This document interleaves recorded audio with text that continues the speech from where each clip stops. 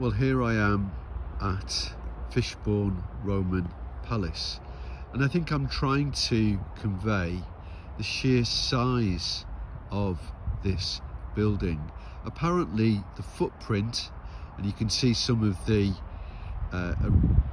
sort of footprint here of some of the entrance portico that now doesn't exist, but I'm just panning around, and slowly I'm going to pan round back to where the covered area is that was donated by a local benefactor, and that covers the mosaics.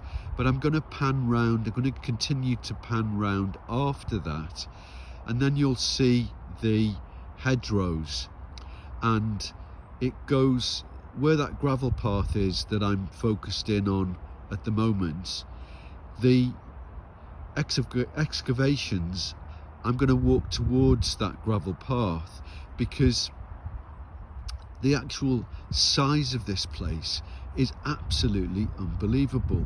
Now if I pan round there slowly, you can see modern day housing, but underneath there is the rest of the palace.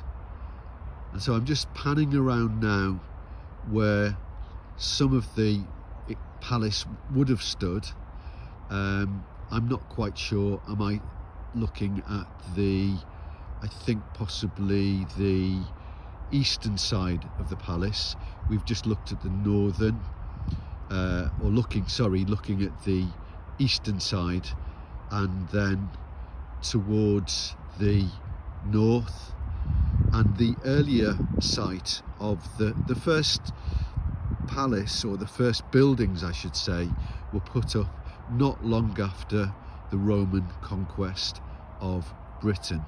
I think I'm correct in saying about 60 or 70 AD. I'm going to just walk along the line here. I'm not walking on anything Roman, but this is just to show you where the palace would have stood. And of course we can't actually see anything raised above the ground, but they've just laid it out on these stone slabs, and I'm just walking towards the garden now that would have been the Roman formal garden.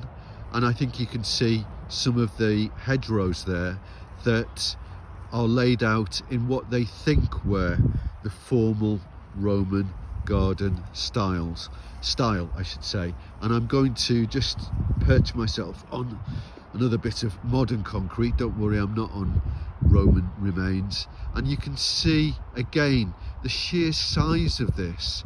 I'll just pan round again. Here's the modern housing. Underneath there are Roman remains, and of course sadly they can't compulsory purchase those, and I'm sure the people who live there are really quite happy about that because that's their homes. But underneath there is part of the Roman palace. But as I pan round, the footprint of this Roman palace, the largest north of the Alps, is absolutely colossal. The footprint is larger than that of Buckingham Palace in London. And as I'm panning around, I'm still within the confines of the palace. It's absolutely ginormous. I'm just going to pause it there, and then I'm going back into the building. So now I am proceeding into the covered area. It was donated by a local benefactor called Mr.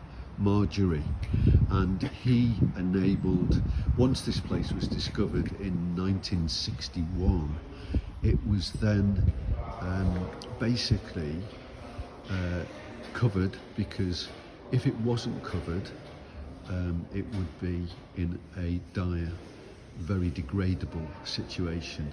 You can see some of the columns there, obviously much smaller than original.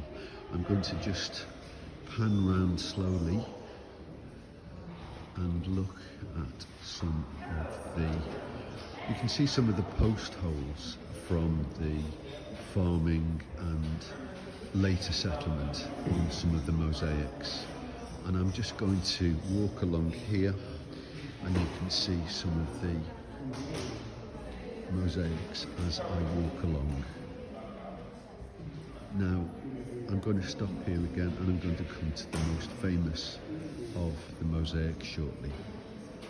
I'm going to restart now, and this burial is probably early Anglo-Saxon. Actually nothing to do with the Roman palace at all, maybe 600 or so AD, and they would just happen to be buried here. Now I'm going to take you over the hypocaust here, and then to perhaps the most famous of the mosaics here at Fishbourne Roman Palace.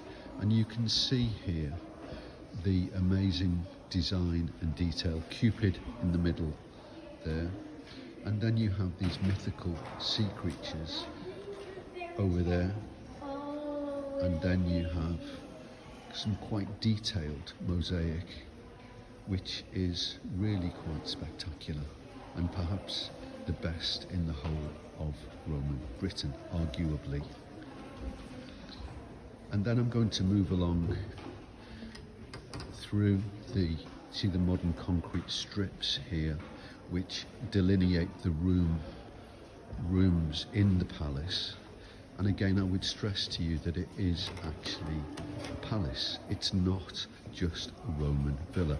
This is a very grand scale. Here's the hypocaust, the underfloor heating, never actually used, but you can see there a very good example of the underfloor heating in the Roman villa.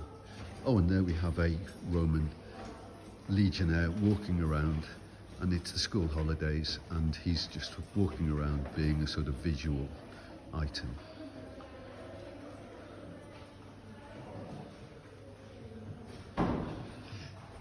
There was a fire in about, I think it was 300 or so AD, and the far end of the Roman palace was destroyed by fire. And I think what happened was this end was continually used, but the other side, where the houses were that I mentioned earlier, that was where we think the original Cogidumnus, I can't remember his name, the Roman tribal chieftain, who we think was gifted this Roman palace for being open to the Romans and being a client king, possibly lived. But one wing of this place fell into disrepair, and as was the case in those days, they actually used some of the stone for local building, possibly to build up the walls in Chichester. I hope you've enjoyed this little summary of Fishbourne Roman Palace. Thanks for watching. Cheers. Bye.